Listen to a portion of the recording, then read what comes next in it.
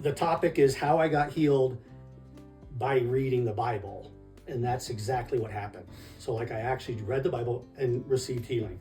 This is a study of my transformation and my need for a life-changing solution at the time. I'll get into the testimony. We're gonna answer the question, what was going through my mind that made me decide to read the Bible anyway? Like everybody has a reason why they're here and why they read the Bible. Did you guys start reading the Bible from the Gospels, or did you start in Genesis? Did you I don't know what you guys did, but I didn't do that. And I found out later that, oh, you didn't do it the right way. Well, I didn't know there was a right way. I've heard that. You're supposed to start in the book of John. Somewhere, right? Where John, is that what they say? Well, I didn't have that luxury. So there's no wrong way. Yeah, apparently there's not. And I'm here 5 years later, so obviously I got something out of it. So I started to study what did I read and what happened. So I believe God took me on a non-conventional journey that was exactly what I needed. I did not know where to start or what to expect. It seemed to me that God was speaking directly to me before I even started, and then throughout my journey once I began, because I was really sick. And now I'm going to tell you what I had, and then I'm going to tell you how reading the Bible changed everything. So this is my God story, and this is what happened. I was a non-believer with terminal cancer. Originally, they gave me 5 years to live, and I had passed my expiration date. So all traditional treatments had failed, and I was in stage 4, and I had lost 50 pounds, down to 125 pounds, and my body was shutting down. So in desperation, on Good Friday, 4/10/20, my new life began. So I started reading it. That's all that happened. So 10 days later, I'm in the hospital during COVID, and they decide there's no treatment for me, there's nothing they can do, and I have 3 weeks to live. So they told me to get my things in order, call hospice. So I did. I got my things in order, which means I gave everything I owned away. I gave everything. Unbelievable. So I go to hospice, and during 2020, there is no hospice because the hospice building is closed, and they put me in the hospital. This is where the Bible had already started. I was 3 weeks ahead of my Bible reading plan. I'm like, wow, if I stay 3 weeks ahead of you, I'll never die. It was a mental thing. I determined, I'd been listening to the doctors for 6 years. The expiration date came and left. So as long as I had the word, I was going to be fine. I just stayed ahead. My hope turned into belief, and I'm going to find out why once I start reading. So my body just had to catch up to my healing, my mental healing. It's already happened, and God changed me, and that's really what happened. So, I just got healed. That's the crazy thing. It turns out that I found the love of God, and I found the love of life, and I found the love for life. So my broken heart, which was part of the problem, obviously got healed. He healed my broken heart, and then he healed my broken body, which is amazing. And then I had Hebrews 11:1, which for some reason it stuck in my head. Now faith is the substance of things hoped for and the evidence of things not seen. So you just have to believe. So I went in the hospital with this Bible and a handwritten note from the doctor, and they put me in hospice to die. So what does that mean during COVID? Well, COVID hospitals were all closed. They had no staff. They were at maximum capacity. So they said, well, capacity means we have 10 doctors. We can only have 20 patients or whatever. So the hospital's empty. So they roll me in. When they put me in a hospital room, they roll me in, and it's black. The hospital's closed. So they roll me down the hall, and they're turning on the lights. And they pick a room. They put me in the room, put me in the bed, turn on my light, plug all my junk in, and they leave. And as they're leaving, they're turning off the lights. No nurse, no nurse's station, nobody but this, and that was it. So put yourself in that mental state, if you can picture that, because that's what it was. And I had no family in the country. I was all alone. My parents lived in Canada. And then during COVID, you couldn't have visitors anyway. So I'm 100% alone. I'm going to die in the hospital, and it's better than dying in a motel. So the first time I opened the Bible, it's got the daily reading plan. We've all had the daily reading plan. If you went to Karis, you have a daily reading plan. Okay, well, I started on 4/10/20, which was Good Friday. The first thing I'm supposed to read, and this is the weird part, is Deuteronomy 34:1 through Joshua 2:24. And it's the death of Moses. Okay, right? Okay, so that's exactly the irony of this situation. So the death of Moses, and I'm dying of terminal cancer, and this is how it started for me. What is verse 4? Then the Lord said to Moses, this is the land I promised on oath to Abraham, Isaac, and Jacob when I said, I will give it to your descendants. I have now allowed you to see it with your own eyes, but you will not enter the land. So in the context of what we're reading, Moses was dying. He sees the promised land.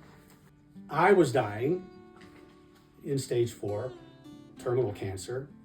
But this verse told me that there was life for someone else. Joshua is going to take over. And the descendants. So I'm a descendant, you're a descendant, we're all descendants. So I'm like already right off the bat, well, okay, it's not a good deal for Moses, but that's just the beginning of the story. Then I read Moses was 120 years old when he died, yet his eyesight was clear and he was strong as ever. So the hope I needed at the very first day of opening the Bible, I had plenty of empty hope in the doctors and no results. So this is already planting a seed in my mind of hope. Yeah. So, but what was it going to produce? I have no idea.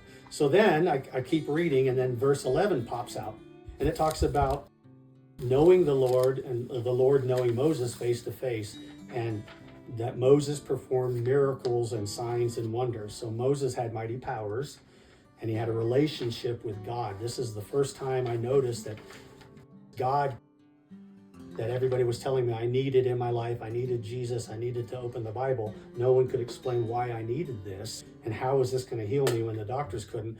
So it's already building my faith, and I didn't even realize this. Now Joshua comes in, and it says, Joshua is called by the Lord to be a servant of the Lord, and therefore, in verse 2, therefore, whenever you hear the therefore, you got to wonder what that therefore was about. The time has come for you to lead these people. So in my head, I see this Joshua guy is replacing Moses. Well, that Moses life is over. I'm now seeing this as, I'm the Joshua in this story. So the time has come for you to lead these people. Well, who are these people? Well, for me, these people are cancer patients. Anyone that's going through cancer, I'm talking to. I'm drawn to them. Joshua's going to lead the next generation into the promised land. So for me, I see God speaking to me in my desperation to take on my new destiny, to lead me out of my cancer misery and onto the promised land. This is still the first pages of the very first time that I ever opened the Bible. So how was the word speaking to me? We should be putting ourselves into the Bible and trying to make this a personal journey, and God can speak to us because we have the righteousness of Jesus inside of us. And it was. So as I was reading, I was getting glimpses of the goodness of God and the positive influence of having a God-connected life. I did not have any of this before. I was obviously carnal and I was living another way. So I'm just reading along, and then instantly verse 5 speaks to me. So if you go to verse 5 in Joshua, it says, no one will be able to stand against you as long as you live, for I will be with you as I was with Moses. I will not fail you or abandon you. Yep. Right? Wow. So like I'm in desperation, I'm dying. The doctors have absolutely nothing for me, and I'm too scared to go to the hospital because of COVID. So I read that. Wow, is that not positive reinforcement? Is that not hope? Like if you can't see the hope in that statement, so it's like God is speaking to me like no one has ever spoken to me before. Like my entire life, my parents never spoke to me like that. I didn't have godly love from my dad. You know, I ran away from home at 15. So this communication technique is not familiar to me at all. So, wow, this guy, God, is talking to me. So on day one, the good news of the gospel is speaking directly to me, and I received it. Right? Like you make this stuff personal. And then on verse 6, it says, be strong and courageous, for you are the one who will lead these people to possess all the land I swore to their ancestors I will give them. Wow. Okay. So, right? Like you can just picture, my mental state. Be strong and courageous. Be careful to obey all the instructions Moses gave you. Do not deviate from them, turning either to the right or the left. Then you will be successful in everything you do. Study the book of instructions continually. Wow. Okay? Right? Like, I'm dying and I'm reading this, so it's like, I don't know what's in this Bible, but this is pretty cool. Meditate on it day and night, so you will be sure to obey everything written in it. Only then will you prosper and succeed in all you do.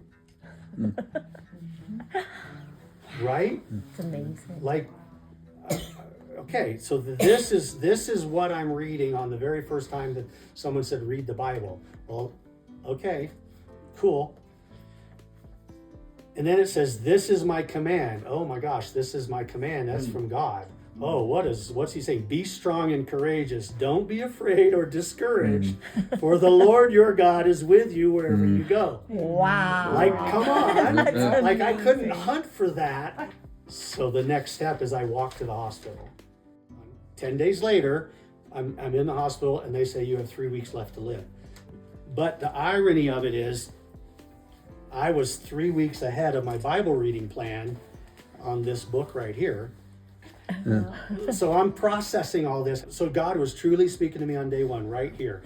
Do you see how powerful this is? This is my question. Like, I only had a few weeks to live. The words are actually speaking to me if I allow them to speak to me. And they should be speaking to you too, I think. And I'm not even baptized in the Holy Spirit. I haven't even been baptized in water. I hadn't even been to church. I mean, come on now, right? So I only had a few weeks left to live, and God was starting right there. How could I not believe? Unbelievably powerful, I thought. It went right into the deepest part of my loneliest, broken heart, because I was picture the despair you're in when you're dying of this. So the revelation that I was not going to die, that's what was set in motion. So I received the salvation, and I accepted Jesus Christ. I repented, and I started on this journey. We read the Deuteronomy and we read the Joshua. So watch what happens when you go to Luke 13:22 to 14:6. So yeah, there's some stuff there that was pretty powerful. Watch this. Watch this. So this is how it worked for me. So it's the narrow door. Oh my gosh, come on now. The narrow door story. Verse 24 jumped out at me, and it was, work hard to enter the narrow door of God's kingdom. Many will try to enter, but will fail. So that's already, like, if I'm reading that on the very first day, a lot of people are going to try to get into God's kingdom, but many will fail. Well, then 27 says, and he will reply, I tell you, I don't know you or where you come from. Get away from me, all who do evil. So I can relate to all the evil that I was doing as not a good thing. Get away. Like, God doesn't want nothing to do with the evil people. And then I remember 32 jumped out. It said, go tell the fox that I will keep on casting out demons and healing people today and tomorrow, and the third day I will accomplish my purpose. So Jesus is healing people in the very first thing that I'm reading on the very first day of the New Testament. And I like number 35 jumps out. And now, look, your house is abandoned. Well, mine was abandoned. I had walked away from everything I owned, everything. And you will never see me again until you say, blessings on the one who comes in the name of the Lord. Wow. So on the very first day of the very first thing that I'm reading in the New Testament, this jumps out. Blessings on the one who comes in the name of the Lord. Well, okay, that's already working on me, because I'm going to now I really want to read this book to find out what are the blessings that are the people that are coming in, believing in God. So then 14, it's a very short one. Jesus asked the Pharisees and the experts in law, is it permitted in the law to heal on the Sabbath day or not? When they refused to answer, Jesus touched the sick man and healed him and sent him away. So Jesus is touching me through this book and the word, and maybe I just got healed. Right? Sure did. You know, and then this is still the first day. Remember, on day one, let's go to Psalm 79. So the very first thing I read on Psalm 79, and it's, oh God, it's talking about pagan nations have conquered your land. Well, that's true, you know. And you read down a few verses down, you get down to verse 6, and it says, pour your wrath on the nation that refuse to acknowledge you, on kingdoms that do not call upon your name.